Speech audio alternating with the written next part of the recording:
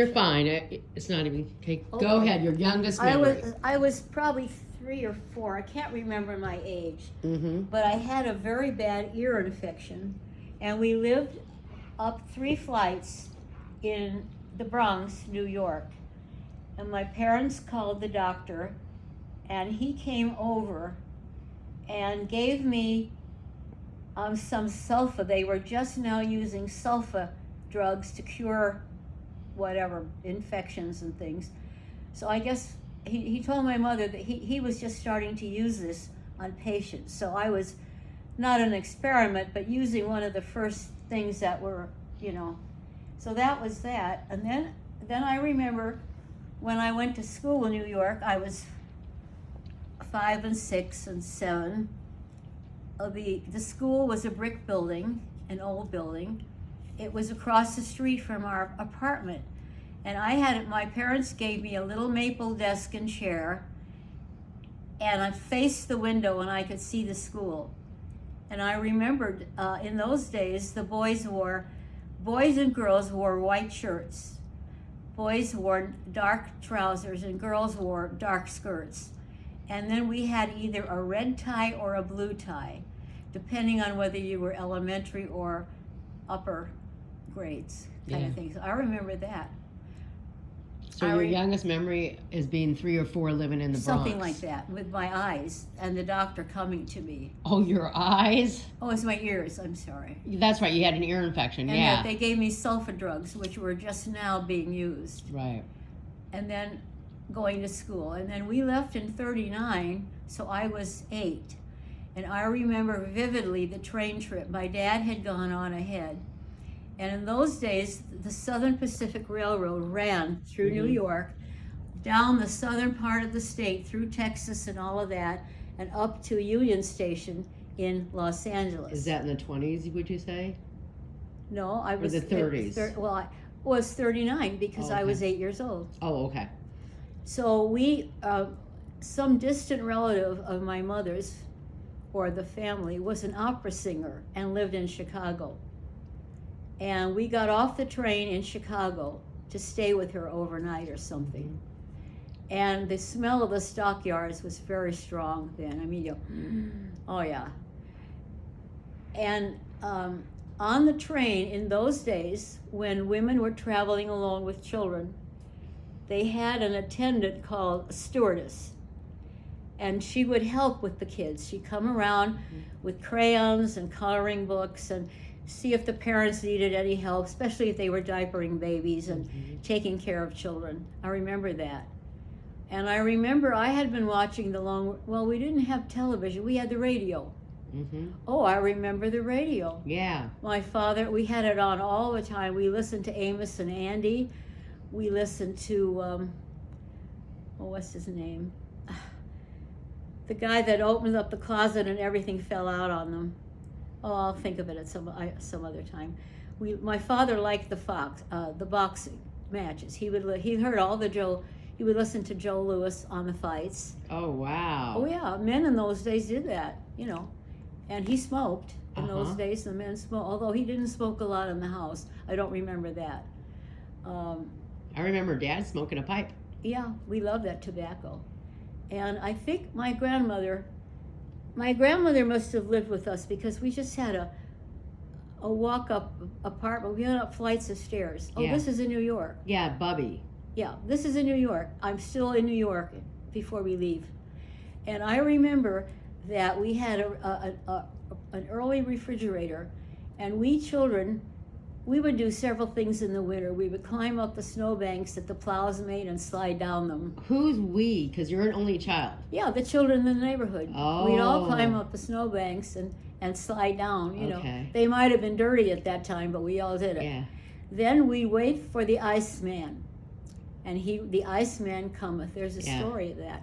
And he would pull his truck up and put his leather thing over his shoulder, grab these tongs, haul a huge cake of ice, and walk up 3 or 4 flights, how many ever flights you lived, to deposit this hunk of ice in your rudimentary refrigerator. I remember that. I remember we had a fire escape. And in the hot weather, we would open up the door. Some people slept on their fire escapes. I don't think we did, but some people did. That kind of sounds fun. Yeah, well, in New York, there was no central air. Not in the 39. If you had a fan, you were lucky. Mm-hmm.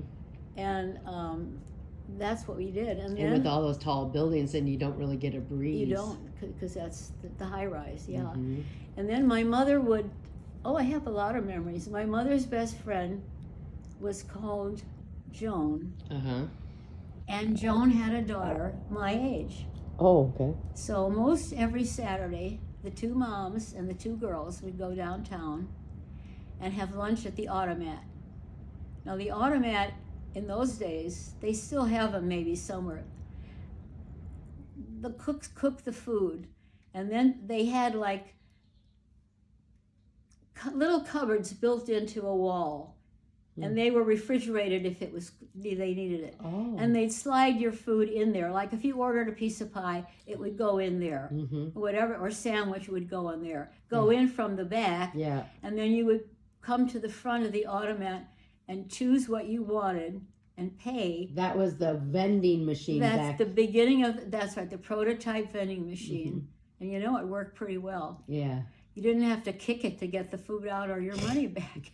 Because it was a human being. So then we would sit down and eat, and then we would go to the movies or a stage show. We did this most every Saturday Okay. with her friend. And Bub lived with us, and of course my dad, so we had to have several bedrooms. I don't know where Nat was. Well, when the war came, Nat got drafted, but I'm not sure if we had moved to California by then. In the 30s, in 39, my father went west. He didn't like the future of the music industry in New York. He wasn't happy with living there.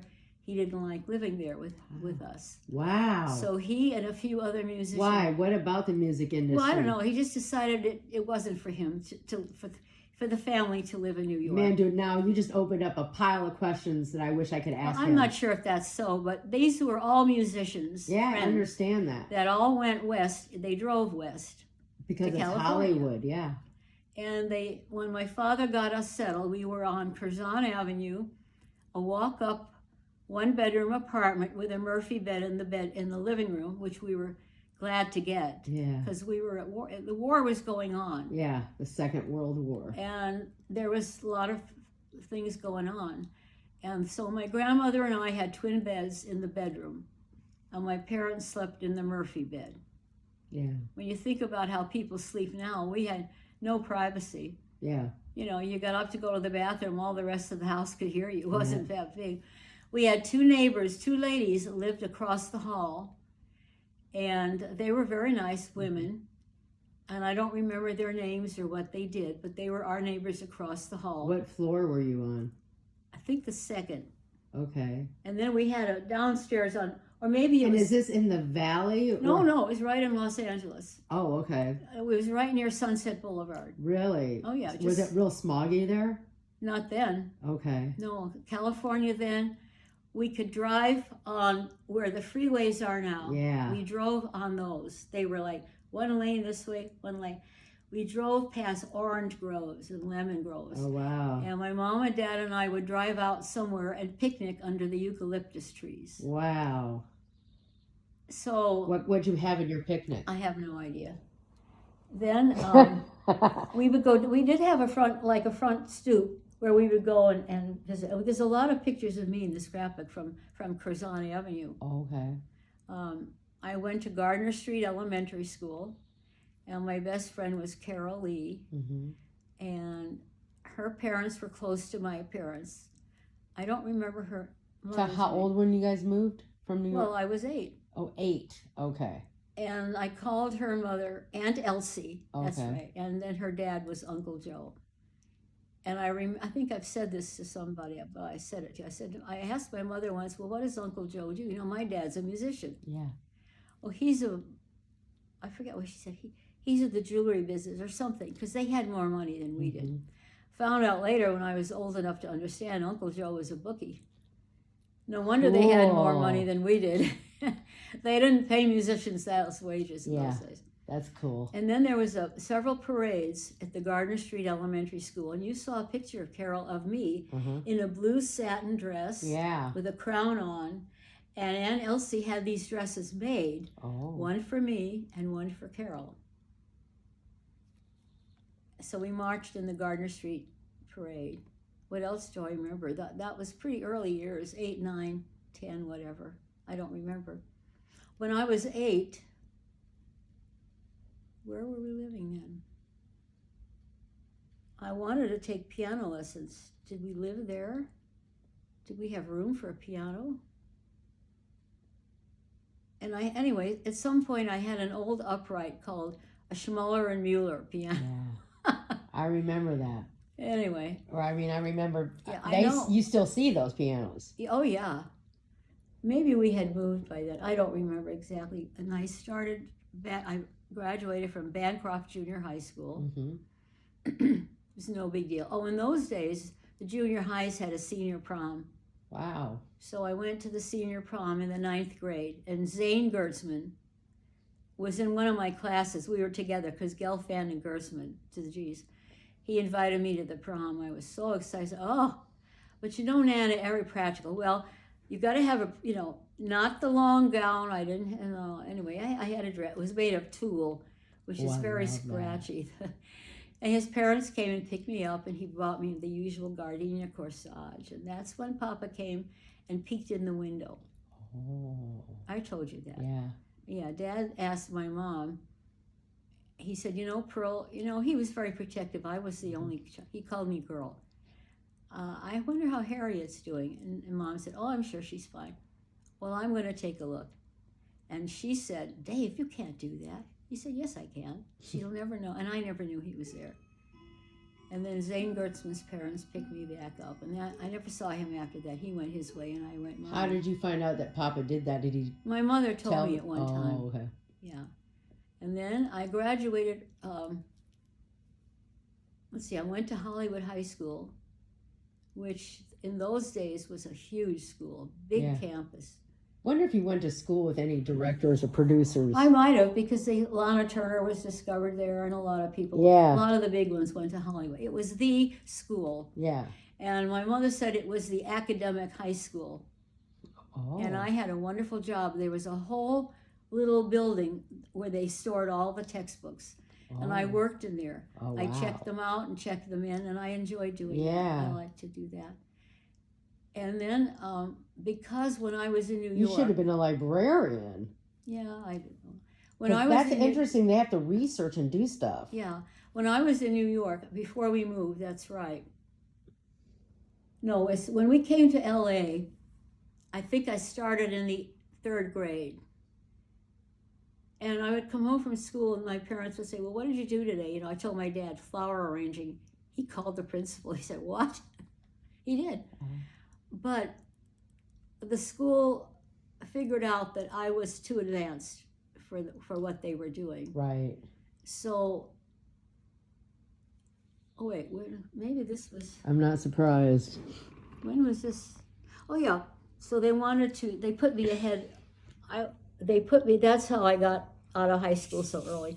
They put me ahead in the next grade. Oh. This was in high school or something. Yeah, you skipped maybe it's junior high. You skipped a grade. No, I don't know how this worked. I can't remember, but I was put ahead at one point.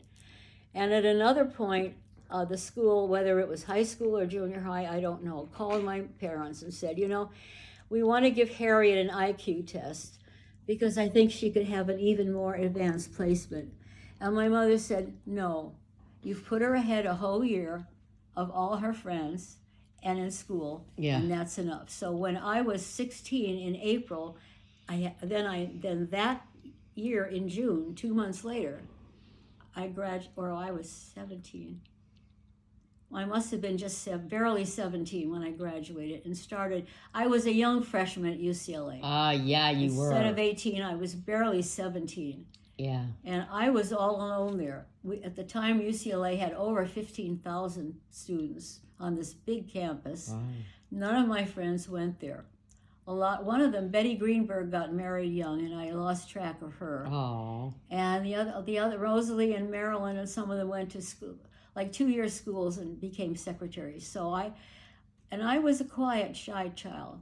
You know, I was an only child. I was I know. protected and loved, and I don't think I was really spoiled. I remember we were in California. My mother, mother came over and she said, Bubby says you need a new coat. So my mother was going to buy me a new coat, and I said, I don't need a new coat. And so I didn't get a new coat. I mean, I could have said, yeah, I'd like a new coat. Right. They would have bought it for me. Right. But I remember in California when we all lived together, Yeah. I saved my allowance and I bought things for my grandmother. There was a gift shop on Sunset Boulevard, Mhm. and I would walk up there and bring home things for her or my mom. Yeah. And I would buy records for my dad, because I had a record player, but I bought the records that he liked to hear. So I tried to be thoughtful of my parents, and my mother worked full time. So, and my dad did all the vacuuming and the yard work, and Sunday I did all the ironing. She worked full time. I know. That's what we did as a family. I understand. And what else? Then I remember some of the earthquakes in California. Oh, yeah. When I was 16... Is there one in particular? Or how about your first earthquake experience? Well, the first one I can remember, I was 16, we bought a house in the valley. In those days, there weren't credit cards, and people didn't use a lot of credit. They saved. My parents saved enough with whatever they could do, and we bought a lovely little 2-bedroom ranch in the valley. It was really beautiful. My mother had road bushes in the yard. We had trees. It was a lovely home. So it was 2 bedrooms at either end of the long hall, and in the middle of the hall was the bathroom. So my first earthquake that I remember was, well, I got real scared, and I ran down the hall and got in bed with my mother. And at some point, my father must have passed me in the hall, because he got into my bedroom to get me. And he said, Pearl, she isn't here. And my mother said, she's here. Oh, my Yeah. gosh. But the next earthquake, the big one in 71, Ralph and I were married. My mother was living in her apartment. And it was a biggie. The Northridge quake was big. I lost track of my mother for a while. I didn't know where she was or how she was. Wow. Well, because the phone lines were all I out. understand. And I understand that the swimming pool overflowed the whole courtyard and everything. And some of her furniture, the nook with the dishes, all of that fell over, and she was in her bedroom. Thank God for neighbors. They came and they knew she was alone. They got her out, and she stayed with them in their place. Yeah. I mean, the building was habitable. It wasn't collapsing, but Right. there was a lot of damage. Oh, yeah. So I called the Red Cross, and I told them my name and her name, where we lived. Said, I can't reach my mother, and I need to know if she's all right. Yeah. So by the time, they never got a hold of me, or maybe they did, because Claire, her best friend, who lived next door, her sister called me several hours later. She said, Harriet, your mom's at my house. Oh, that's So- good. And this is interesting. Claire was a Buddhist. Oh, wow. She was as English and white as we are, but she was a Buddhist. Mm-hmm. A lot of English people are, actually. She was a lovely lady, and she was a very best friend to my mom. Couldn't do it. They loved Pearl. And she had a daughter named Kim, and my mother loved Kim, and Kim loved, my mom. She's all embracing. So they were close, and she would have gatherings of some of the Buddhist community in her apartment, and my mom was always invited. And she went, she met a lot of the people. It wasn't a big prayer thing or anything. I mean, it was very nice, friendly and welcoming, because these people welcomed all. Yeah. Nana was open-minded. Very open-minded. And anyway, she wasn't religious Jew anyway. So. I know. She And went to everybody church knew- with me and Eric. Yeah. She had a good time. yeah. Everybody clapped Yeah. for her because she Yeah. was 95. Right. Right. So funny. Yeah, and everybody knew we were Jewish, but we didn't make anything of it. We didn't have candles in the window and stuff. And so that was, in fact, when Nana had her colonoscopy and I flew out there, thank God I got there. Why do you have to wait till you're 95 to get a big audience clap? Why can't I have it when I'm 5 or 10? That's a question to ponder for the universe. I might not make it to 95. I'd like it pre-95. All right. Yeah. Anyway, I flew out there to be with her on the day that she was doing the prep. Thank God I got there in time, because later in the day, the anal sphincter muscle gave way, and she was sitting on the kitchen chair, and all the feces and all the liquid fell out. I mean, Where's it going to go? Yeah. Oh God, it was awful. I felt awful for her. Yeah, you told me that. The worst. But she, you know what? I got her cleaned up. Yep. Got to the bathroom, and then I called Claire. I said, Claire, I need help. Yeah. Can you go to the store for me? She said, what do you need? I said, let's get some Depends. Well, yeah. So that's what we did with my mom. It works. Yeah. But that was, so speaking of cleaning me up, I cleaned my mom up. We were talking about earthquakes. Earthquakes. Oh, that was the Northridge quake when the buildings things fell over in her apartment. And her and the sphincter pool. went at the same time. Oh no! Oh. That was later when she had a colonoscopy. Oh, I moved from I'm still quake on the to earthquake. That's when I didn't know where she was. So I was really getting concerned because there was a lot of damage. Okay. A lot of damage. So when you were in your first earthquake or whatever number it is, is everything shaking? Oh, yeah. And I've been in an earthquake in California. right, that's what I'm talking about. I mean, here in Iowa. Oh, In our little greenhouse. yeah. We had a round oak table in the kitchen, Uh-huh. and I was sitting there one day, and the whole thing shook. And I knew it was an earthquake. Wow. There is a fault in Illinois. Did not know that. Yes, and that's what was going on. Oh. It was minor for us, Yeah.